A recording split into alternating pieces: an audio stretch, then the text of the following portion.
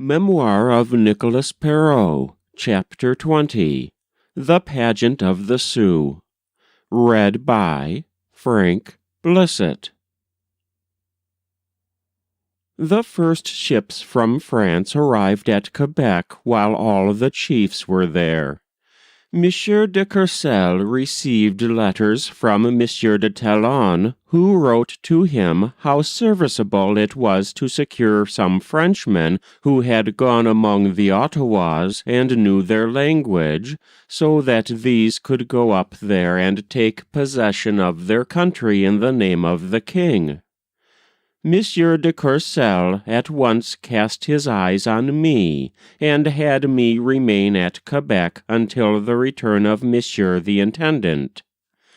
When he arrived there, he asked me if I would decide to go up to the Ottawas in the capacity of an interpreter, and to escort a deputy whom he would station there to take possession of their country.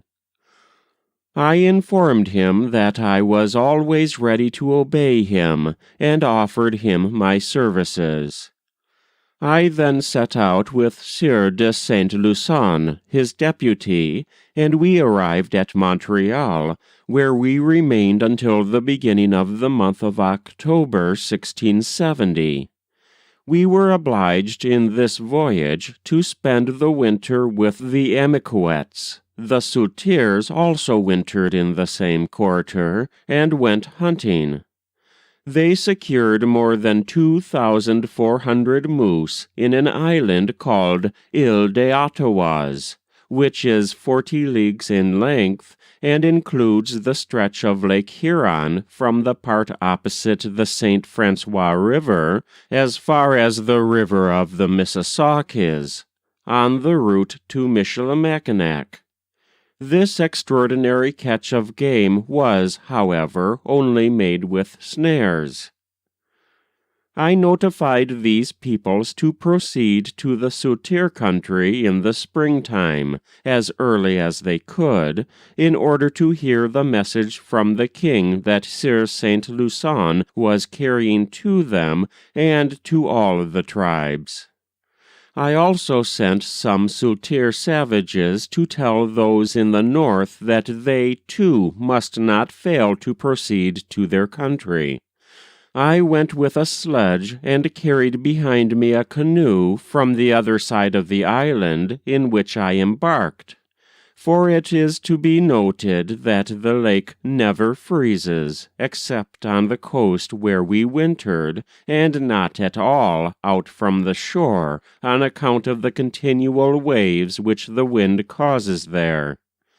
We set out from that place to go toward the Bay of the Renards and Miamis, which is not far distant, and I summoned all the chiefs to come to Sault Sainte Marie, where we were to plant the stake and fasten to it the arms of France, in order to take possession of the Ottawas country. It was the year 1671 when that took place.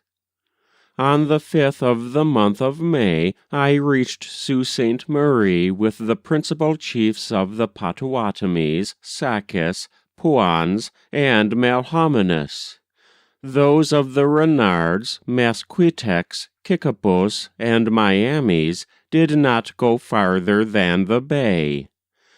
Among these latter was the head chief of the Miamis, named Tatinchua, who, as if he had been the king, kept in his cabin day and night 40 young men as a bodyguard.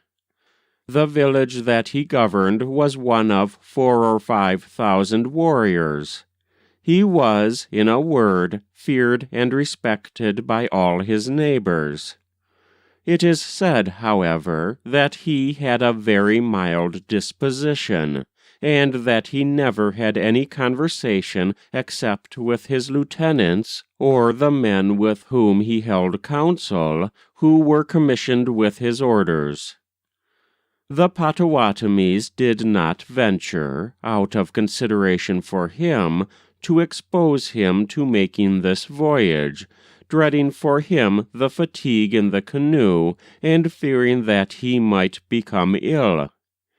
They represented to him that, if any accident happened to him, his tribe would consider them responsible for it, and on that account would attack them. He then yielded to their arguments, and even requested them to act for him in the coming transaction, just as he would do for them if he were the one to go. I had explained to them the nature of this business, and why they were summoned. On my arrival at Sault Sainte Marie, I found not only the chiefs of the north, but also all the Kiristinons, Monsonis, and whole villages of their neighbors. The chiefs of the Nipissings were also there, with those of the Amoquits, and all the Soultiers who were settled in the same quarter. The stake was planted in their presence, and the arms of France were attached to it with the consent of all the tribes, who, as they could not write, gave presents for their signatures, affirming thus that they placed themselves under the protection of the king and in subjection to him. The official report of this taking possession was then drawn up, on which I placed my signature as interpreter, with that of Sieur de Saint-Lusson, the deputy. The Reverend Missionary Fathers Dablon, Allouez, Dreuillette, and André signed it farther down, and below these the Frenchmen who were then trading in those quarters. That proceeding was transacted according to the instructions given by Monsieur Talon. After that, all those peoples returned to their respective abodes, and lived many years without any trouble in any quarter. I have forgotten to mention that the Hurons and the Ottawas did not arrive until after the taking of possession, because they had fled from Chequamegon for having eaten the Sioux, as I have previously related.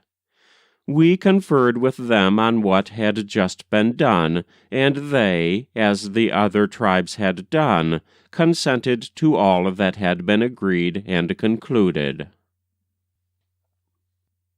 That was Memoir of Nicolas Perrot, Chapter 20, The Pageant of the Sioux, read by Frank Blissett.